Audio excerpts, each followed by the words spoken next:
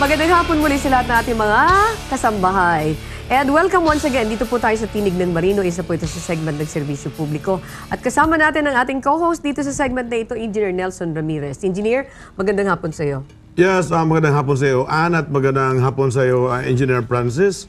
At magandang hapon naman sa lahat ng ating mga viewers. Okay. Ang ating topic ngayong hapon is about the state of maritime education and training in the Philippines. Tamang-tama, ang ating panauhin ay isa pong president ng isang training school. Training center, si Engineer Process Aquino. Sir, and welcome. And a product of Philippine Merchant Marine Academy. Oh, PMMA. Yes. Ayun, okay. Proud graduate of Philippine Merchant Marine Academy. Welcome to the show, Engineer. Good afternoon po. Binabati ko yung ating mga taga-subaybay. Ganon siya kaiksi lang magbumati si Itawis siya. Sino ba yung kaibigan ko dito na sa industriya na Itawis? That is in Cagayan Valley, di ba? Yes. Mga ano. Ang tawag sa inyo, mga Ilocano rin po kayo? Majority po sa amin ay Ilocano, do yung sa amin talaga Itawis po kami. Ayun. Kasi yung pagsasalita nyo, parang sila kayo din. Ilocano na ibanag na ang daming dialect na alam. Sila kay. Si Rolly lang kay Gonzalo. Anyway, let's start now. Mga kasambahay, napakahalaga ng aming pag-uusapan. Again, this is the state of maritime education and training coming from you. Tell us about what is the state of maritime education and training in the country today? Basically po, as of now, medyo nag-improve na rin po yung maritime education and training natin dito sa Pilipinas compared about 20 years ago. No, that is because of the lot of improvements implemented by international organizations. Okay. Na naging submissive naman yung industriya natin at gusto rin naman nating mag-comply to cope up with the international standards. So, Engineer, follow-up question please. Yan na nga, no? Sa palagay mo ba, process, no? Gaano kalaki talaga improvement natin compared to 20 years to 30 years ago dito sa ating mga maritime schools? That's a good question. Before, 30 years ago, Yeah. Comparison. Noong hindi pa na-implement itong IMO STCW Convention. Okay. Kasi IMO STCW Convention was established in 1978. Okay. Yan ang una. Yes. Okay. Quantitatively, hindi natin mami-measure yung improvements, sir. Pero makikita mo, comparative about 30 years ago, nung nag-umpisa kasi ang training centers dito sa Pilipinas, that was about 1970s, hindi pa ganun Late. Late 1970s. Late 1970s. Hindi pa ganun ka-stricto yung mga government agencies natin sa implementation ng rules and regulations sa training centers. So masasabi natin na medyo lax yung implementation at yung pag-conduct ng training. That was before? Yes. Okay. That was why in the mid-90s nagkaroon ng STCW 1995. 1995. Oh, yeah. Oh, sir. Actually, doon pa lang ako nag-i-start magbarko noon. As what?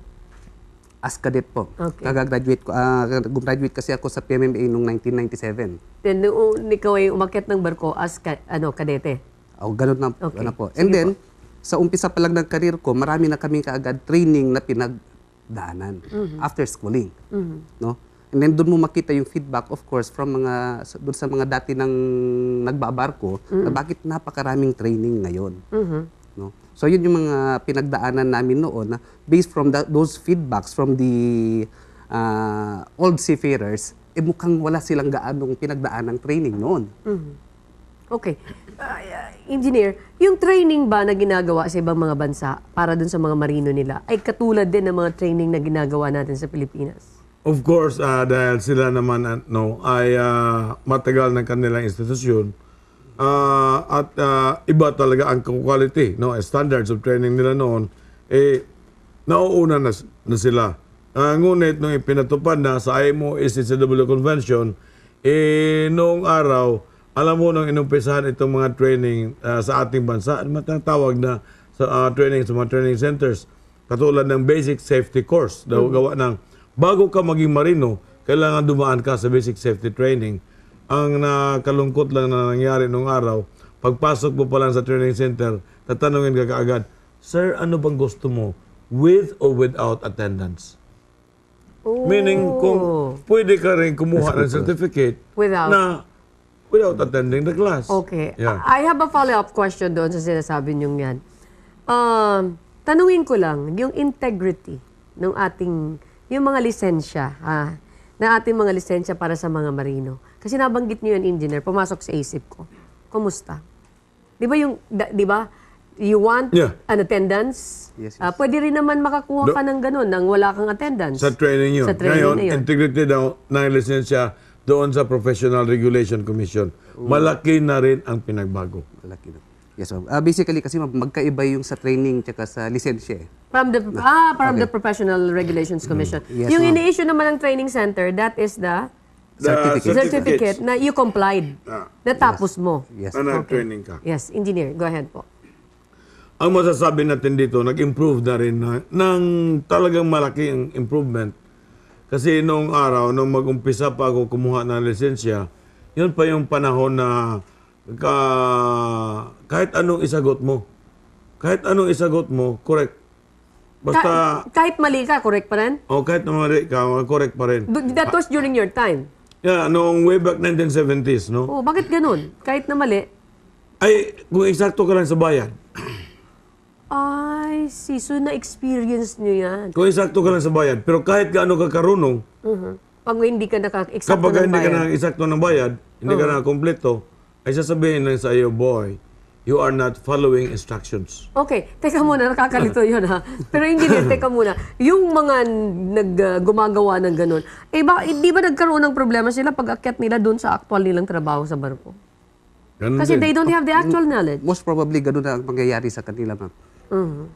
Pero Kaya pagkaroon nila ng lisensya, hindi nila muna aaktuhan yung kanilang lisensya. Kailangan mag-experience muna sila ng gaano katagal ng panahon together with the marine engineer sa marunong, and dahan-dahan na sila natututo. Okay. Yung kalagayan ng ating Maritime Training Center sa ngayon, coming from you, sir, na nagpapatakbo ng isang Maritime Training Center, give us feedback, update on this. at least ibang-iba na yung state ng maritime training centers ngayon, ma'am, because as of now, may ini-implement ng mga standards. Okay, that is the international standard. International Okay. standards. Sige And po. halos lahat naman ng nagpapatakbo ng training centers are submissive to comply with the international standards and yung STCW code. Okay, pero matatanong kita, that's my hanging question. Kahit sasabi natin na nagpupursige lahat ng mga training centers na mag-follow ng international standards, lahat ba yan ay nagfa-follow? O mayroon pang nakakalusot? Sandali lamang po. Bago sagutin yan ang ating panauhin, let's pause for a break at magbabalik. Mayroon pang lagay.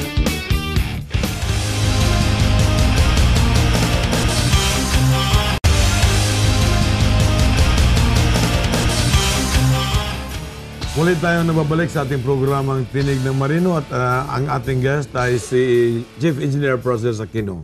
Yes. May hanging question yung ako. tinanong mo sa akin kanina, yung tungkol sa integrity ng ating lisensya, no? Unahin natin.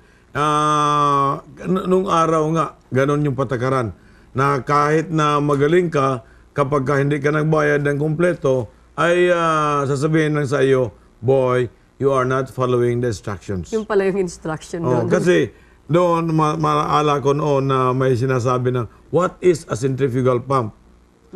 Biruin mo, sinagot, kanta, okay pa rin. Pag sinabing 25 points yung question na yun, 25 points pa rin. Basta sinulatan mo lang. Pinuno mo lang yung pinuno mo lang yung space. Kahit na mali, basta ka nakapagbayad yan. Nakapagbayad ka at saka pinuno mo lang yung space, no? Pinuno mo lang yung space provided doon. Kung 25 points yun, 25. bibigyan 25, Oo, talaga 20. naman. Basta pasado ka. Si engineer kasi marami na itong karanasan. Anyway, dito ba sa kalakaran ngayon, hindi na yan nangyayari? Because of the standards, ma'am, hindi na po nangyayari. Kasi kung mangyayari yan, nagatutok sa atin yung European Maritime Safety Agency. Nagatutok sa atin yung International Maritime Organization.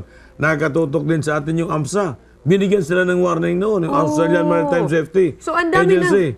na Marami na tumitingin sa nagatutok kanila. sa atin.